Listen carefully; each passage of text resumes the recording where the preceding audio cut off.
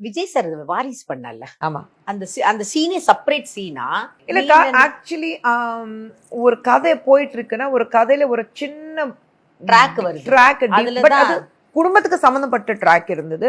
கொஞ்சம் டிவியேட் ஆகி இப்படி வரும் ட்ராக். பட் அது கடைசியில குடும்பத்தோட சம்பந்தமாக இருக்கும். அழகான ட்ராக் இருந்தது. ரொம்ப இமோஷனல் ட்ராக். ரொம்ப நல்லா இருந்தது. நானே பார்த்தேன். ரொம்ப இமோஷனல் ட்ராக் இருந்தது. ஏன்னா எனக்கு ஒரு ஷாட் கூட வேற யாரு கூட இல்ல. எல்லா சீன் எல்லா ஷாட்ஸ் விஜய் கூட தான் எனக்கு.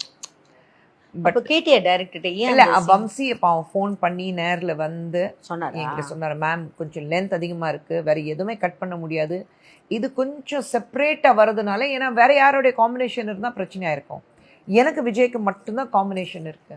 அப்ப நான் வம்சி கிட்ட சொன்னேன், சார் வம்சி ஒரு ஃப்ரேம் கூட இருக்கக்கூடாது சொல்லிட்டியா? ஆமா.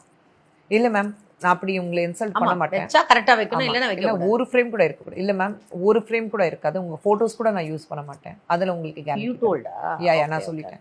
சரி சரி. இல்ல மேம், அதுல ஏதாவது மறக்க முடியாத டைலாக் ஏதாவது இருக்கா? எனக்கு மோர் தென் த டயலாக்ஸ், ஐ திங்க் எனக்கு விஜய்க்கு நிறைய சைலண்ட் ஷாட்ஸ் இருந்தது. அந்த இமோஷனல், அந்த லுக்ஸ், ஒருத்தர் பார்த்து அந்த லுக்ஸ், அந்த இமோஷன், அதுதான் ரொம்ப அழகா இருந்தது. அதுதான் டீச்சரா? அது இல்லக்கா, அது அது அது வந்து வரும்போதுதான் உங்களுக்கு புரிஞ்சிருக்கும். அதான் விஜய் அந்த படம் ரிலீஸ் ஆனதுக்கு அப்புறம் விஜய் நானும் மீட் பண்ணோம். சும்மா நம்ம வீட்டு பக்கத்துல தானே. ஸோ விஜய் பார்த்துட்டு பேசும்போது விஜய் அதான் சொன்னாரு, சரிப்பா திதி அந்த சீன்ஸ் தான் என்ன பிரில்லியண்டா இருந்தது, உங்களது இந்த இமோஷன்ஸ், ஒருத்தர் நாங்கள் லொக்கேஷன்ல வந்து அந்த காம்பினேஷன் இருக்கு. ஸோ அந்த இமோஷன் வந்து உண்மையிலே அழுதுட்டோம் நானும் விஜய் ரெண்டு பேரும், ஒருத்தர் பார்த்துட்டு உண்மையிலே இமோஷன்ஸ், அந்த அழுதுட்டு அந்த இமோஷன்ஸ் எல்லாம். ஸோ திதி அவ்வளோ நல்லா இருந்தது. பட் அன்ஃபார்ச்சுனேட்லி இல்லை, சூப்பராக இருந்தது. அது கண்டிப்பா அடுத்த அது நடிக்கிறது நிறுத்துறாரு போல இருக்குல்ல, அவர் நடிக்கிறது நிறுத்துறாரு.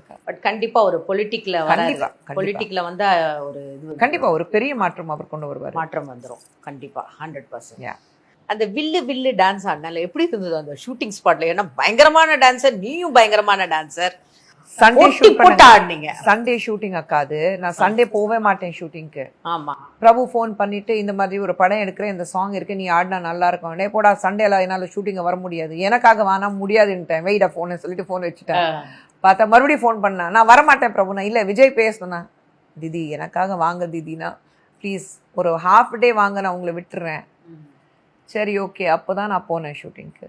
பட் ஜாலியாக இருந்தது அந்த ஷூட்டிங். இல்லை அந்த டான்ஸ் பண்ணும்போது எப்படி இருந்தது? சூப்பராக இருந்தது, சூப்பராக இருந்தது. ஏன்னா அவர் அவ்வளோ நல்ல டான்ஸர் இருக்கிறதுனால உங்களுக்கு அந்த போட்டி தெரியும். நம்ம பெஸ்ட் பார்த்து டான்ஸ் ஆடும்போது அப்படியே ரசிச்சிருப்பாரு. நான் அவரை பார்த்து யோசிச்சுட்டேன், ஐயோ விஜய் வந்து வேற லெவல் அக்கா, அவர் பார்த்து நான் ரசிச்சுட்டு இருந்தேன்.